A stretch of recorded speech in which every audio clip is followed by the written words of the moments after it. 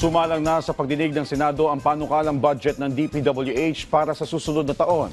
Ang isang senador, isa-isang pinuna ang anyay red flags ng mga proyekto ng DPWH. Yan ang report ni Daniel Manalastas. I know that you will be able to clean up and reform the Department of Public Works and Highways. It's a big challenge, alam ko. Nakita ko parang dati payat ka na, lalo ka pang pumayat eh. Very aggressive, very defendable. Ngayon mukha nang nag-age na kayo ng ilang buwan pa lang. Sabog-sabog na, no? Pero I understand the challenges that you are facing right now. Sa harap ng tindi ng mga alegasyon ng korupsyon at problemang kinahaharap ng DPWH, yan ang pabirong hirit ng mga senador kay Secretary Vince Dizon nang humarap sa budget hearing sa Senado. Pero sa pagtatanong ni Senate Committee on Finance Chairperson Sherwin Gatchalian, isa-isa niyang pinuna ang anyay red flags ng mga proyekto sa DPWH. Bagay na nais ding masolusyonan ni Secretary Dizon na kakaupo pa lamang sa kagawaran. Ito yung tinatawag ko before mga red flags. No? Hindi ko sinasabi na ito ay mayroong katiwalian. Katulad na lang ng mga kalsada na wala raw station number, duplicated projects, mga proyektong patse-patse o multiple phases, at pati na ang reappearing projects. Kung susuma ho natin lahat itong red flag 1 to 4, aabot ho yan ng 271 billion pesos. To give credit, nalinis na, pero meron pa rin ho natitira ng mga red flags. Walang station number.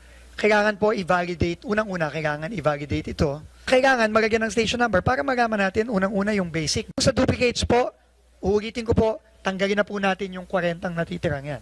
Yung pong red flag number 4, ang akin pong inutos dyan, nung yan po ay ginilinis, na dapat kung completed na ang proyekto, dapat wala ng pondo yan. Pero, ang sinasabi po sa akin ngayon is, baka po yung project na nandyan, kaya siya nagre-recur kasi hindi pa siya kumpleto. At sa harap ngayon ng kontrobersiya sa flood control, may tiniyak si Secretary Dizon sa mga senador. Nag-utos po ang ating mahal na Pangulo na tanggalin lahat ng locally funded flood control for 2026. At ang kadahilanan po noon ay habang hindi pa natin na ilalagay yung mga kailangang reforma na magsisigurado na hindi na mauulit, sabi niya, tanggalin muna. And this is better used for other services that our people desperately need. Si Senador J.V. Ejercito may mungkahi naman kung saan pwedeng dalhin ang pondo na para sana sa flood control. It might be a good opportunity for us to rechannel a portion of this 250 billion for the big ticket items. For Central Luzon, for example, floodways, yung mga dams, no, mga water impounding, spillways, baka pagkakataon naman na magawa na ito. Binusisi naman ni Senator Loren Legarda ang formula na ginagamit ng DPWH para sa pagbuo ng budget. May napansin kasi ang senadora.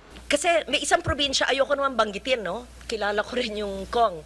Ang liit-liit ng probinsya, ang liit-liit po. Ang laki ng budget.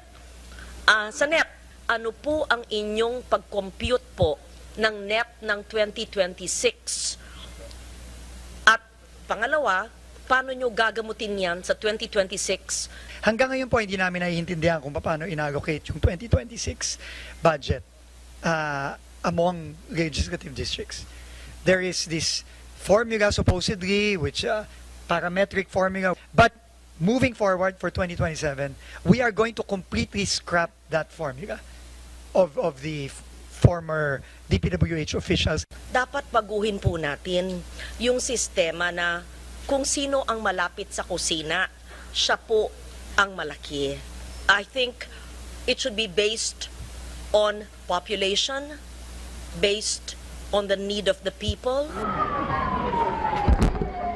Tiyempo naman na budget ng DPWH ang nakasalang sa komite nang magsagawa sa Senado ng fire and earthquake drill kung saan pinaghahandaan ang posibleng pagtama ng The Big One. Daniel Manalastas para sa Pambansang TV sa Bagong Pilipinas.